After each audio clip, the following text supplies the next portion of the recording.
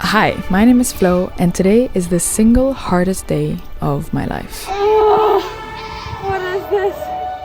Hell. I've just arrived in Ethiopia. It's only been 24 hours and I've already reached my limit. 3 months ago, I left home to embark on this journey across Africa. Cairo to Cape Town, day 1. I spent a month riding through Egypt, then 2 months in Sudan, crossing the Sahara Desert. Cycling, camping, and living on the road like this was completely new to me. And it's been really hard at times, but truly incredible too. I'm learning every day, and I feel like I'm starting to figure things out. But Ethiopia is something else. It's the one country I've been afraid of since the very beginning. I didn't know much about it, except they have good coffee, an airline, and flying rocks. You see, Ethiopia is infamous among cyclists for rock-throwing kids. I don't know why that is, but a quick search online and I realize I'm not the only one wondering. Cyclists have also warned us of the dangers in WhatsApp groups. Someone got their rib broken by a rock and another didn't wear a helmet. Beware, this is not for everyone. Well, this is not very reassuring, is it? I don't know this yet, but I'll end up spending 3 months in Ethiopia. It'll be one of the hardest parts of this journey, but also one of the most eye-opening. Ethiopia is a complex country, and I have so much to learn about its long history, its rich culture, about its people, and the different ways they live. And about myself too. Ethiopia will be quite a level up from Sudan, but right now, I'll just try to make it through the first days. Welcome back to Project Africa. I spent 2 months in Sudan. It was calm, peaceful. I could camp anywhere, sleep anywhere. Most nights, we just stopped cycling when the sun set and camped under the stars. I'd wake up surrounded by nothing. I spent long days on the bike, with empty roads and a never-ending horizon. The desert was harsh, but somehow meditative. I loved it. Waking up in Ethiopia is not the same. At 3:30 in the morning, I start hearing singing, loud, distant.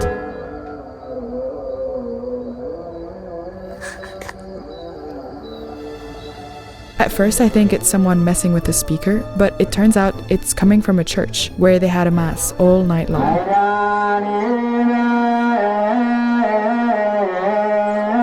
Welcome to Ethiopia. First pedal strokes in Ethiopia. Crazy, we've been here for over a day, but I've been stuck inside the compound. And now I get to see what it actually looks like outside. And it's so different from Sudan, from the isolation and the loneliness and the desert. It's like full of life, full of people, full of colors. It's a completely different language I can't read. And it's also uphill. Oh my gosh. Even the tuk-tuks are a different color here. In Sudan, they were all black. Sudan wasn't only peaceful, it was safe too. Of course, I don't know this yet, but the situation will change drastically in less than 10 days when the war will break out. It is Saturday, April 15th, and it's really such a weird time to be traveling at right now. Like, we just got out of Sudan and now there's a war in Sudan. While I was there, people were kind, calm, helpful. I never really felt unsafe. But I can't say the same about Ethiopia, to be honest. We are entering the country after a civil war that just ended 6 months ago, and I'll be riding through one of the previous conflict zones. It's been stable recently, but just yesterday, riots broke out when we arrived at the border. Riots broke out just in front of the office building where we are, like right on the border. And the government shut down the internet, so we don't really know what's happening. All I know is that it wasn't safe to enter the country, so we were told to camp behind the customs office and wait until this morning to start cycling. Guys, there's a road blockage ahead and we heard gunshots. Look at this. I think we picked the worst time to cycle through Ethiopia. There is civil unrest all across the country apparently. We're still not sure, we have no internet. We're hearing gunshots in every village we're passing by. We're just gonna keep cycling. I don't know if it's safe. Salam. We can go or no? No. No? There's a gun? Yeah? Oh. He's laughing. Side. This side? Yes. Okay, thank you. He's telling me to slow down. That's donkeys.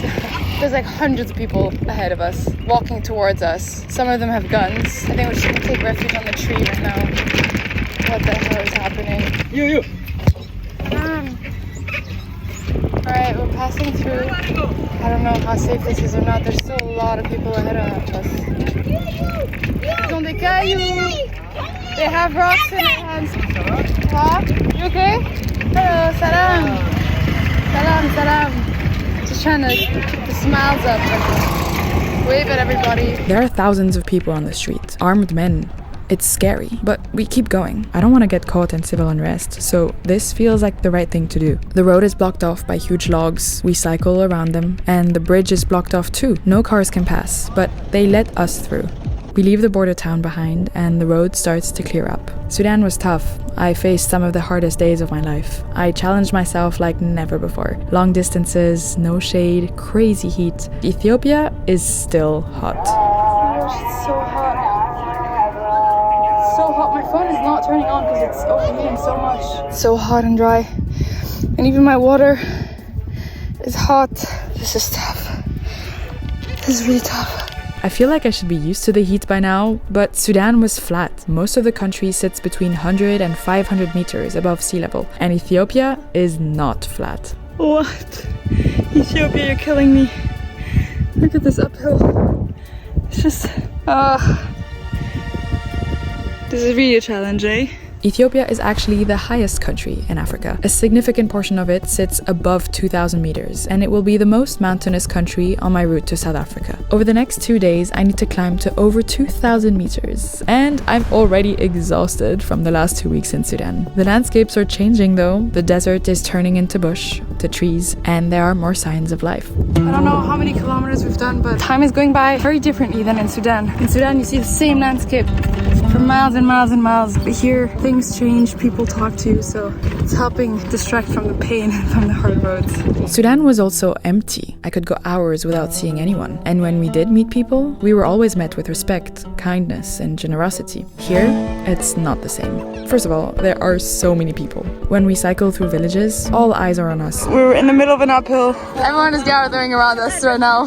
Like everyone, from the kids to the adults. All the attention is a bit overwhelming, especially from these little guys. Meet the infamous Ethiopian kids. There are so many kids. They chase us, wave, and laugh. I've heard stories about Ethiopian kids. They are notorious for throwing rocks at cyclists. My friend Adnan, who we met in Sudan, is a few weeks ahead of me and has been warning me about them. It's like relentless. Wherever you go, you use. You. Where are you go? South Africa. Huh? Don't delete the sport. What? You where are you go? You, where am I go? Many. I go to Namibia, no money. I think somebody shouts at me every 10 seconds. At least nobody's throwing rocks at me today. Well, one kid. I'm mentally exhausted. I've been so scared to cycle through Ethiopia for this reason. But luckily, so far, the kids are so excited to see us. It's adorable. Hello! So yeah, we're definitely not in Sudan anymore. Just one day here, and Ethiopia is already showing me that it's gonna be hard. The safety, the mountains, the crowds. I guess I'll just have to take it one day at a time. Whenever it gets really, really tough in an uphill, I don't get off my bike. I just stop, just take some deep breaths, and I calm myself.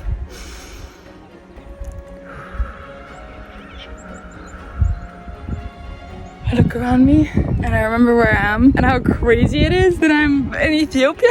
I'm cycling across Ethiopia, like it's just crazy, and the amount of things that happened today, I was just, it blows my mind. I'm just grateful for my body, for pushing me out until here and for being able to do this kind of stuff, and then you keep going. I don't know if that was called a camera or not, but I think I inhaled a fly. At the end of the day, we reach Nagadi Bahar. A man there tells us a bit more about the current situation. There is a decision made by the federal government. The federal government want to disarm the Amara Regional State Special Force. The regional government refuse the decision made by the federal government. And what promote, this instability for the other regions? Yeah. The federal government, restricted the access of internet connection. That's the reason. It's all a bit nerve-wracking to hear, but for now, I just need dinner and sleep.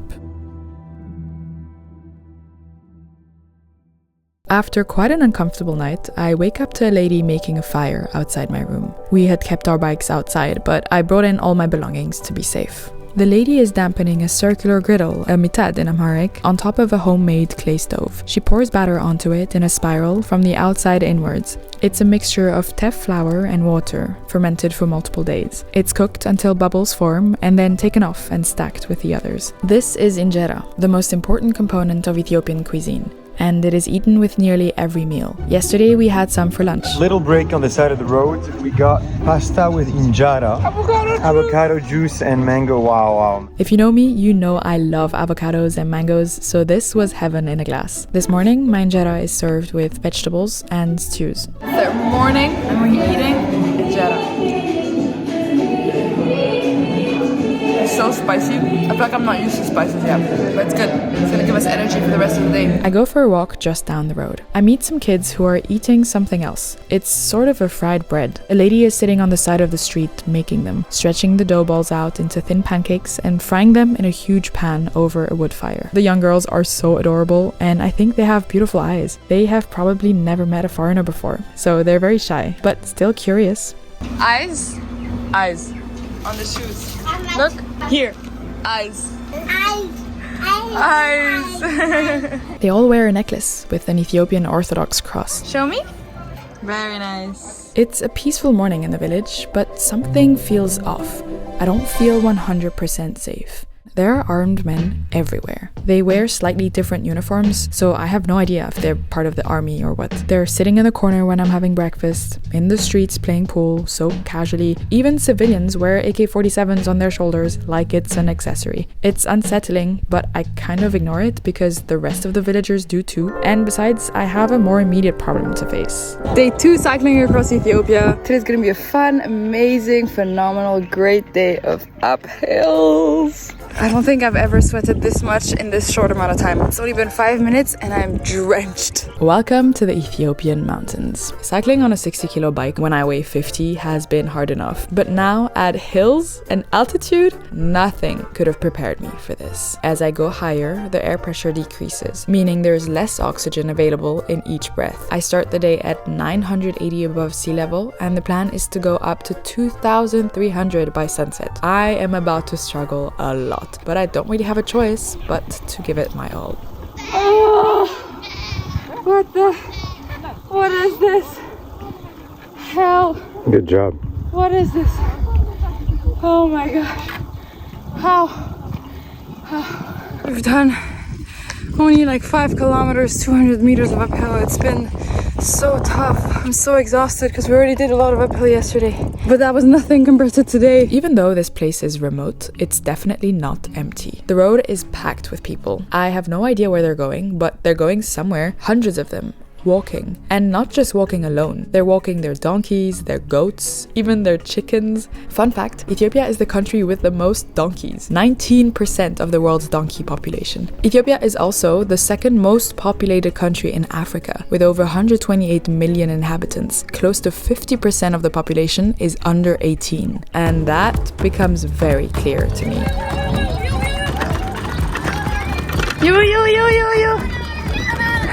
As soon as they notice you from afar, you start to hear it. All it takes is for one kid to spot you and yell "Ferengi" or "foreigner" at the top of their lungs, and then it's over. The whole village knows, and all at once, the kids start to chase. I see some kids picking them up from the ground, but luckily, no rocks thrown at me today. They do steal my flip-flops from the side of my bags though, but I will only realize later. These kids are sweet and curious for the most part, but it's still draining to be on your guard all the time, and the constant yous are tiring. It's so funny because the only foreign word they know is you, so that's what they say. You. The few downhill sections allow us to pick up speed and lose the kids, but soon we have to tackle the uphills again, and in the midday heat, cycling becomes so strenuous. It's such a hot day. It's so hot. You know when you see on the road, like in the horizon, you see the water evaporating? We can see that 10 meters from here. It's crazy. It's so hot. We climb over the mountain, and that's when we see it, the next village. So that's where everyone is walking from, the Saturday market. We stop for lunch, some injera with shiro and veg, and of course, we immediately attract a crowd, more armed men and many, many kids.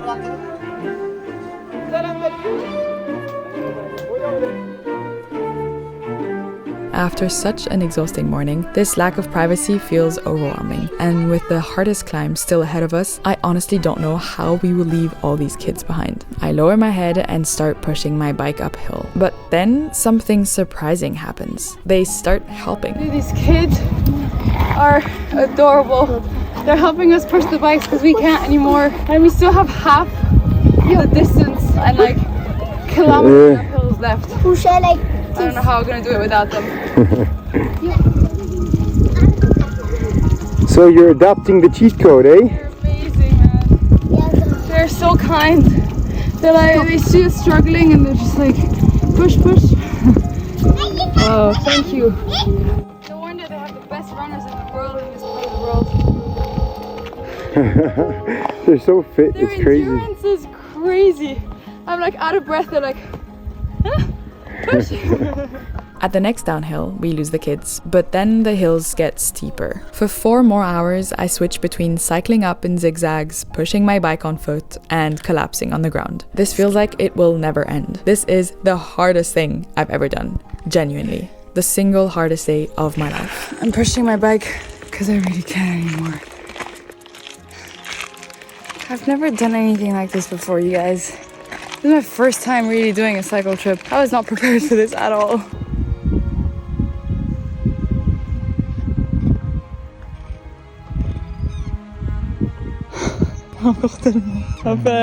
I am physically exhausted, mentally and socially too. Many times today, I ask myself, why am I doing this? What's the point? No one is forcing me to do this. It is not safe. It's just plain stupid. All day long, I battle with these thoughts, with this voice in my head. But there's also another voice in my head. I'm realizing how special it is being here. We're the only foreigners. I don't think anyone else would come here unless they were cycling. There's no reason to, and it's so remote, but it's magnificent. The mountains are tough, but every time I stop for a break, I get to admire these views. I'm cycling so slow that I notice the small things. The flowers, the cross at the top, the many herds of cows and sheep, and even men hiding under trees with rifles from the First World War. Daily life in Ethiopia. You know, on this journey, I want to learn how people live in different parts of the world. Now, I'm able to see for myself. We don't understand each other, but we can still share a few moments, look into each other's eyes, and smile. How lucky I am to experience this, to make these memories. I was in Sudan just a few days ago, and now I'm here. I can really feel this transition. This is out of a movie. I think this is the most beautiful landscapes I've ever cycled in. So pretty, my hat keeps flying up. It's so vast, the mountains are huge, we're tiny compared to them. We can feel the fresh air as well, like it's getting cooler now, the temperatures. Once the sun sets, it's pitch black. It's an eerie feeling. There's no electricity here, so I ride through villages in silence and darkness, guided by my bike's dynamo light, and every now and then I hear dogs barking. We're cycling at night, we're at more than 2,000 meters altitude.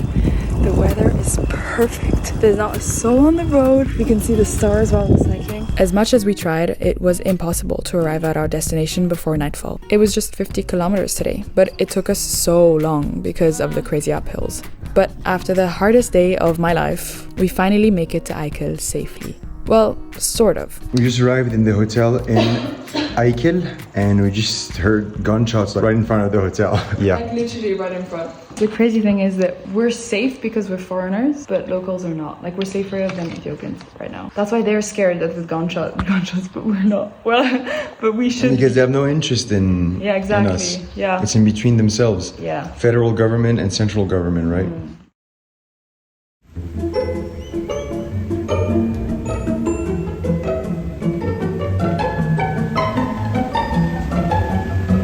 It is day 3 in Ethiopia and it is raining.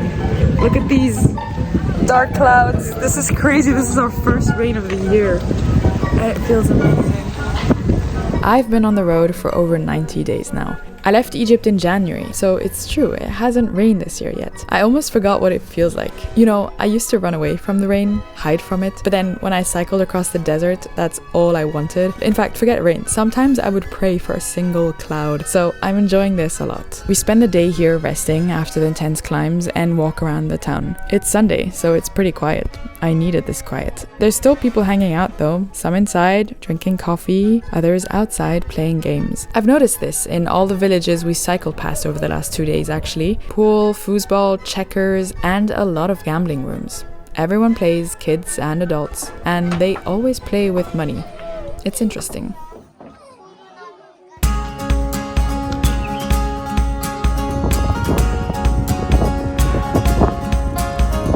Cairo to Cape Town, day 94, and it is also day 4 cycling across Ethiopia. Today's a beautiful day. We're at 2,300 meters altitude. It's green, it's lush, there's plenty of trees. This village of Aykel where we stayed at last night was beautiful. It's so peaceful, and today we have a nice day of cycling ahead with a lot of uphill but also some downhill. After the whole climb the other day, it was so tough. Today we got some downhill. Wow! It's the first time in my life that I experienced a descent like this. Almost an hour of no pedaling, and it's magical. Downhill starts now. Wow! This is amazing. Wow. After 2 days of struggling up the mountain and pushing myself in ways I've never done, it's so rewarding to come rolling down the mountain now. It feels like I'm flying. I don't have to focus on cycling anymore, just enjoying the view and taking it all in. The villagers walking up, probably headed to Aykel, where we just came from, the Ethiopian flags hanging around, and all the weapons. There's armed men everywhere. We're seeing more and more of them. Not just military, but also civilians, and it's really weird. Indeed, in the last 2 days, we have seen hundreds of military trucks driving by. Most of them I don't film. The last thing I want is trouble with the army. But I capture this clip, where in just 100 meters, I see 10 trucks pass by. Whoa! There's so many military trucks being moved. It's kind of surreal. I've never seen this many military trucks. I still don't know exactly what's happening, but thousands of soldiers are being moved through the villages, past farmers, donkeys, and kids. It's a surreal experience, and it's scary. I have no idea what this means for the safety of northern Ethiopia. I don't even know how long we can continue cycling. If things escalate, we might have to evacuate. But honestly, I block it out. There are more urgent things to focus on right now. And now, the uphill begins. It's so tough. After 20 kilometers downhill, the hard part of the day is still ahead of me. 40 kilometers up to the town of Gondar. Nothing will ever be as hard as my second day in Ethiopia though, and that gives me the confidence to keep going. The uphills are so tough, but at least we're not doing it alone, and seeing all these villagers walk up with such heavy loads, honestly, their fitness is so impressive. Some women are carrying like huge loads on their heads, as well as a baby on their back. It's so inspiring. I'm like, I can do it too. Hello. You have baby? My family is Can I see? Wow. All this action on the road keeps me distracted from the safety situation. And with the non-stop attention we're getting, all I want to do is just move forward, so I focus on pedaling 1 kilometer at a time. I stop for a quick break and lie down, but once again, we're immediately surrounded. School? Geburwarka? Can I see? Show me. Chase your dreams. Great. Tgisit. English. Your name is Tgisit? Whoa. Pronouns. The following words correct us. Your teacher reads them. Work in pairs and tell each other what the jobs of these person: pilot, cashier, painter, actor, cleaner, firefighter, water guard, farmer, doctor, waitress. Fill the gaps with the correct words from the table below. Hello, my name is Gada. I'm a farmer and I feed different plants and vegetables to grow people in my village. Ils doivent copier, c'est tout. Ouais. Parce qu'ils parlent pas un mot, quoi. Wow. They're writing a lot of words. They're learning really complicated words like abundant, plentiful.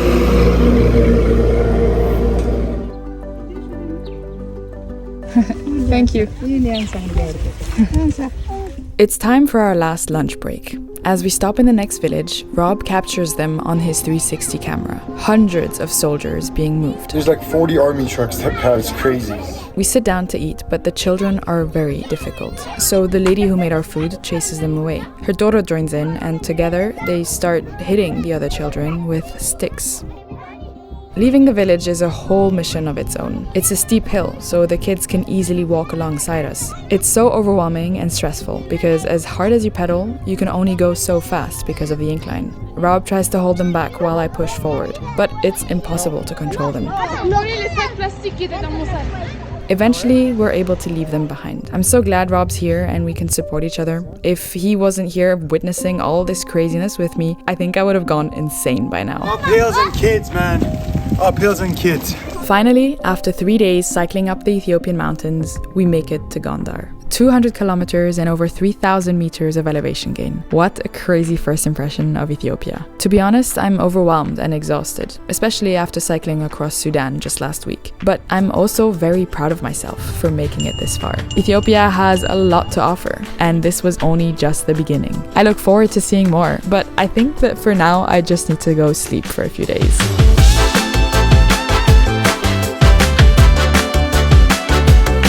Mostly